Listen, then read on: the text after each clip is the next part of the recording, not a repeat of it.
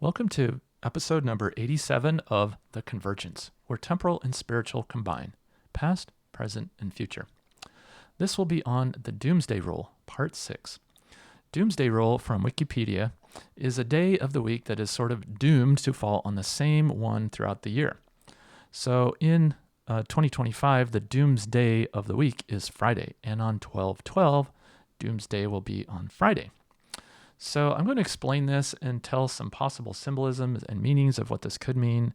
I believe it means something, and I'll tell you why. First is because we have President Nelson, the 18th prophet, president of the church being called. He is a former judge, Utah Supreme Court judge, a lawyer, as well as D. Todd Christofferson, David Todd Christofferson. David is like King David.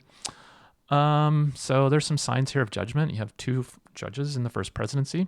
So I asked Google Gemini AI image generator to generate an image of financial judgment. I just said financial judgment. And it said, well, what do you want? Do you want some kind of metaphorical thing? Do you want a literal thing? And I said, let's do a metaphorical one. And the first thing it generated was this image. So you have the scales of justice and mercy, left and right. On the left, you have money. And on the right, you have this gavel hitting the money. On the left, you have this gavel hitting the money. And on the right, you have this thing that sort of looks like a brain, but it's kind of like a computer-looking brain with light in it. And you have, on the right and behind it, you have the city with skyscrapers. So I thought it was interesting, financial judgment, that it put city with that and it put kind of brain, this electronic brain kind of thing. So one meaning could be like we have the digital dollar cryptocurrency act, the quote unquote genius act that President Trump passed, signed into law, I should say. Genius, brain, electronic currency. I don't know if that's a conversion of that's going to happen in December or by January. That's one possibility. Could be a financial collapse, could be who knows what. Something I think will happen on 12/12. So I'm going to explore what this means and some ideas to consider.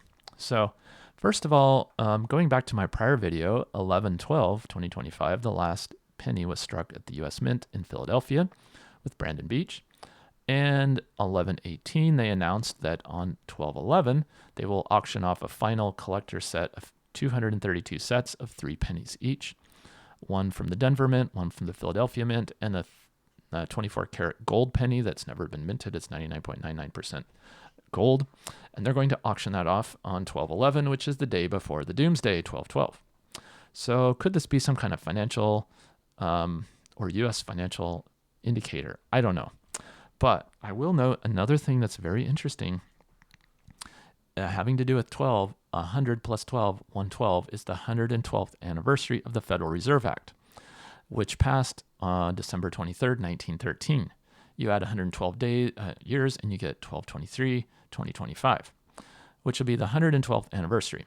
So I think because of this and the other two rows here on this chart, that there's going to be some kind of financial major thing happen on this date, before it, after it, or within a week or so.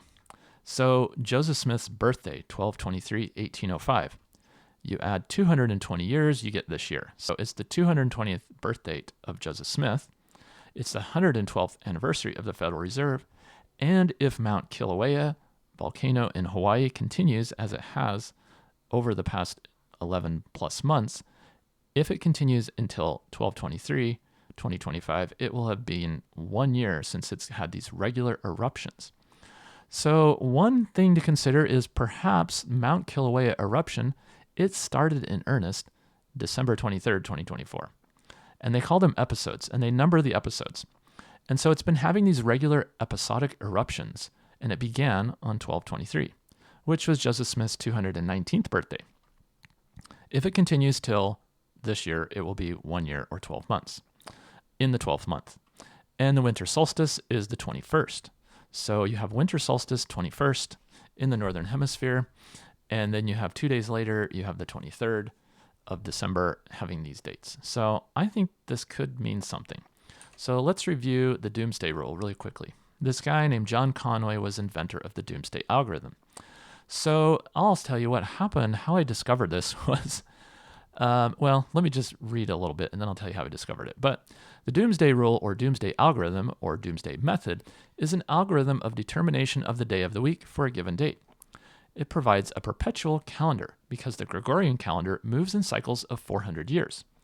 The algorithm for mental calculation was designed by John Conway in 1973. So 73 plus 50, 2023.